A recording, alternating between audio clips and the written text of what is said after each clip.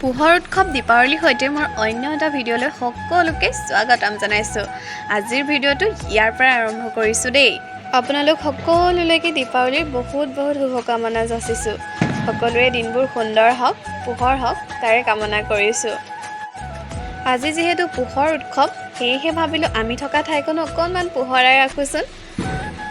বৰ বিশেষ নাই, যি যেনেকৈ পাৰিছোঁ তেনেকেই কৰিছোঁ। চাবচোন দেই ভিডিঅ'টো, চাই কেনেকুৱা পালে জনাবলৈ নাপাহৰিব।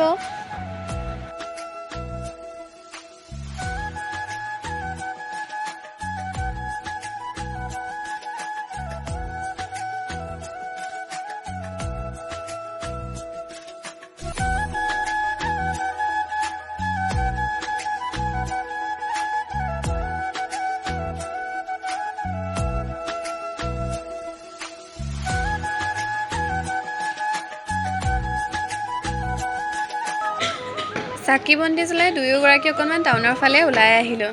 টাউনখনো বৰ ধুনীয়াকৈ সজাইছে, চব ফালেই পোহৰাই আছে। চাওকচোন, ভাল লগা নাইনে? চাৰিওফালে ইমান ধুনীয়া পোহৰ জিকমিকাই আছে।